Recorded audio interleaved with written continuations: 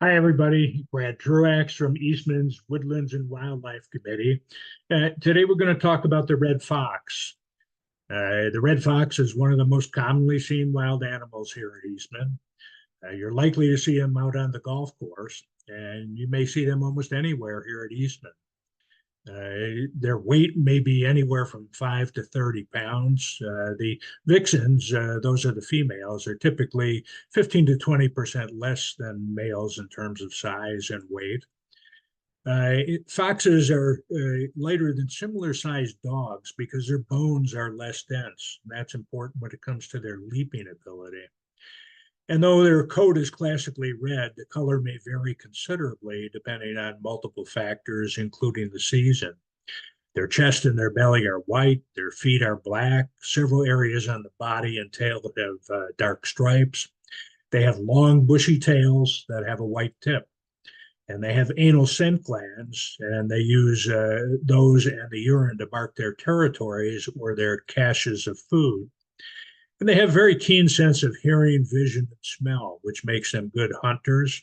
They can run up to 30 to 45 miles an hour, and their leaping ability is legendary. We're going to show a video of that in a minute. The red foxes are both solitary and social animals. They usually are solitary when they're hunting, but they may live in pairs or small families. And the male and the female live with their kits. The kits, particularly the female ones, may stay on to help with the newer kits. Red foxes, again, tend to be solitary except during mating season, which begins in January and lasts through early March.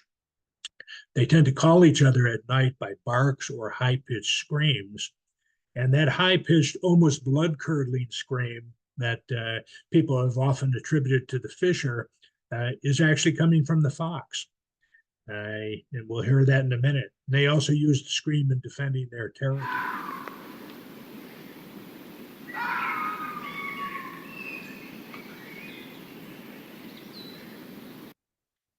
Uh, Again, red foxes mate from January to early March, and the gestation period is 49 to 58 days. The red foxes breed in the spring. Again, that gestation period, 49 to 58 days. And the average litter size is about 4 to 6 kits, but as many as 13 have been accounted in the past. The kits suckle for about 6 to 8 weeks, though they begin eating solid foods brought in by their parents as early as 3 weeks. And they may start to leave the den at 3 to 4 weeks. They typically reach adult size at about 6 to 8 months and sexual maturity at 9 to 10 months, and they leave the family in the fall. Here's the red fox kits playing. Red foxes may den in winter, but usually they just curl up out in the open. They wrap their tail around themselves, tuck in their noses, and rest. And on real cold nights, they may reclaim a den or create a new one. This is showing an unusual kind of den that they create. They usually live in the open in vegetated areas, but again, they may also burrow into hills, slopes, or steep banks. And when they build dens, they do it in well drained soils or among tree roots. And the burrows are often divided into a den and temporary burrows, which consist of only a small passage or a cave, basically for concealment. So, what do red foxes eat? Their diet consists mainly of small rodents. They may also target rabbits, squirrels, game birds, and occasionally they'll eat reptiles or invertebrates, and very rarely young deer. And very rarely they might eat a small pet like a cat. They also will eat fruit and vegetable matter, particularly when their small mammals are not readily available. And their scat readily reflects what their diet looks like. This is the red fox. They typically hunt in the morning before sunrise or in the late evening. There he's got a mouse, and their keen sense of hearing, smell, and vision make them very good hunters. But red foxes especially like small rodents. There he's chasing a small mouse, and squirrels. There he's got a squirrel in his mouth. Red foxes have an uncanny ability to find their prey beneath the snow. They have a very keen sense of hearing that helps them locate the prey. And they interestingly use Earth's geomagnetic field to help them hunt in the snow. Many of their leaps in snow come up empty, but when they face north, they catch prey 75% of the time. That's simply incredible. And we'll show this video in a minute. This is showing the fox leaping.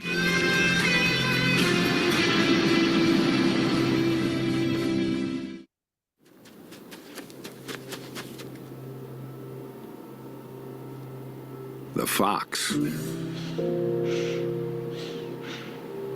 This clever canine has an amazing set of skills.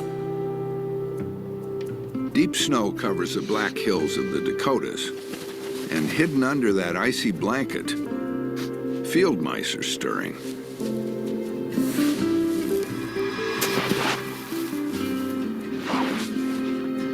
The odds of catching anything might seem hopeless, but not to him.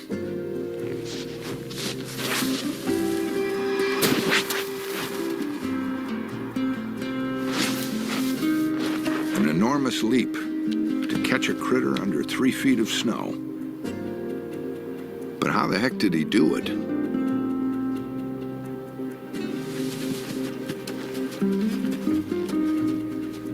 He's homing in on something. But it takes immense concentration, and he needs complete quiet.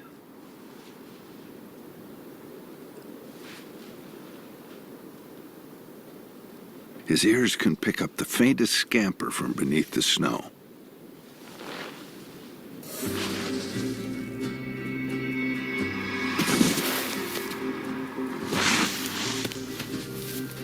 But there's a catch. He almost always comes up empty-handed, unless he's facing north.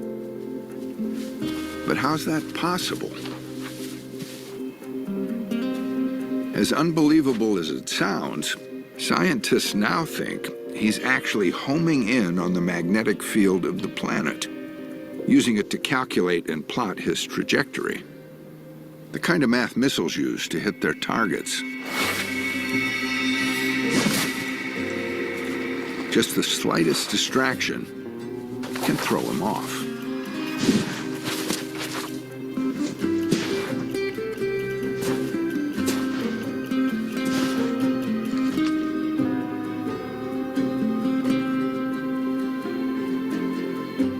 But if he's got the North Pole in his sights, he's guaranteed a meal nearly 75% of the time.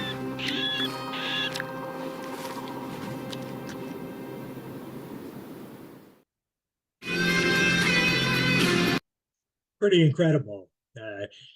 One thing we often see some fox scat out at, either on our trails or on the golf course or other areas here at Eastman. This is just showing their poop, which looks somewhat like dog poop. Again, you can see that some of the tapered edges and so on. And the fox scat generally reflects what they've been eating. So fox scat usually is lighter and more twisted than dog scat. And it typically has fur and small bones in it because they were eating small mammals. And it may have berries and seeds depending on what they've been eating. Fox tracks, again, are typical canine tracks. Again, this is showing 4 different canines. The fox is down here, which basically is the smallest compared to the wolf, the coyote, and a large dog. But you can see in the fox tracks, typically the claws do show, and you have this typical X here that's characteristic of canine tracks as opposed to feline tracks. Here's a fox video courtesy of Richard Sachs here at Eastman, and it shows the trotting pattern. Good as it is and as bouncy as it is, it always is sort of taken to the next level when you have someone who knows how to string a good melody together and to rap and sing. Notice the limp in the right rear leg. Is like the counterpart because of that.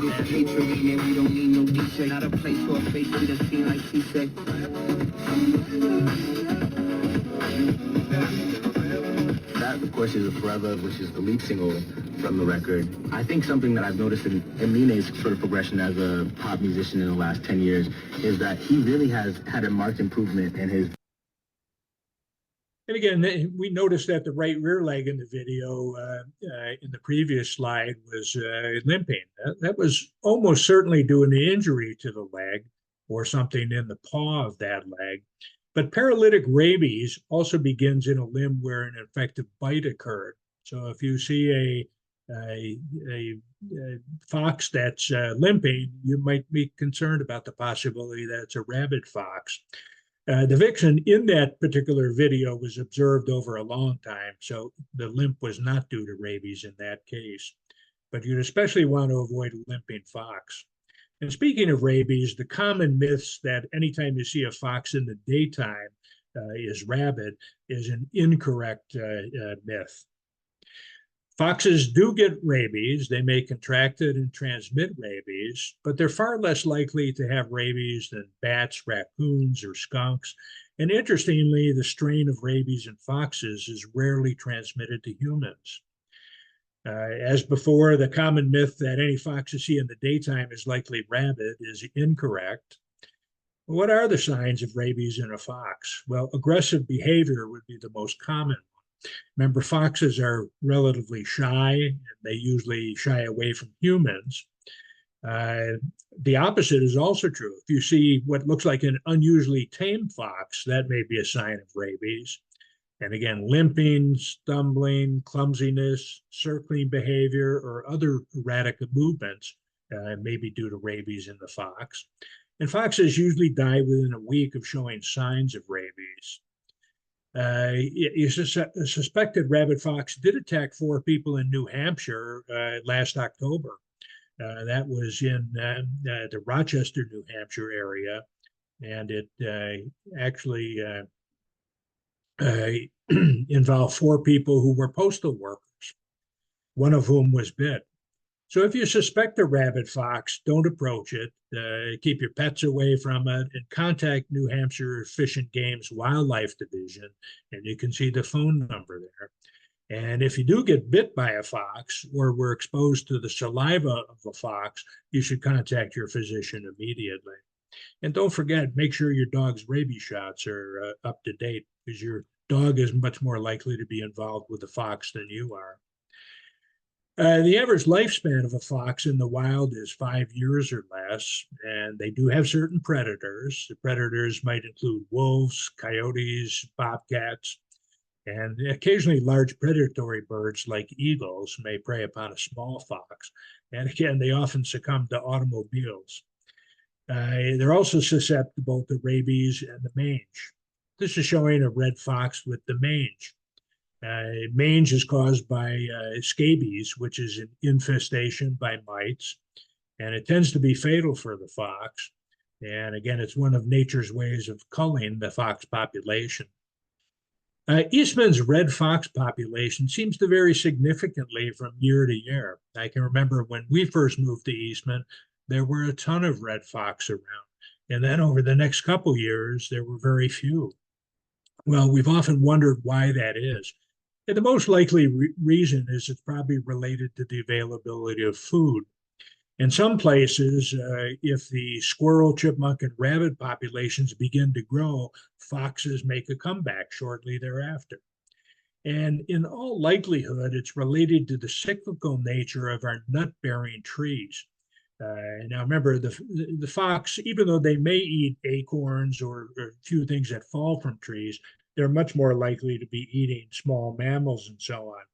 But what happens is that when the nut-bearing trees are in an off year, such as 2 years ago, we had a dearth of both acorns and beech nuts. And that first affects the population of smaller mammals. Okay, well, when there are fewer smaller mammals available, you're going to have fewer red fox available. Then when you have a year where you have a boom of acorns and beech nuts, such as we had last fall, you'll start to see the small mammal population increase, and subsequently we'll see an increase in the red fox population. Also, certain rodenticides in the past have reduced the number of deer mice, also called the white-footed mice, that foxes depend on as food sources. In recent years, much of our snow cover has been icy or crusty, making it very hard for the fox to grab small rodents that are underneath. Interestingly, foxes on the golf course will steal a ball right in the middle of the fairway. We've actually seen a fox walk out in the middle of a fairway when we were about 50 yards away, pick up the ball and run over and cash it in one of its locations on the side of the fairway. So they may store these golf balls in foliage adjacent to the fairway. At Eastman, we've seen foxes most often on the second and fourth holes. So again, that's a little bit about red foxes. We hope you've learned something from this. And once again, this is Woodlands and Wildlife Committee, all about red foxes.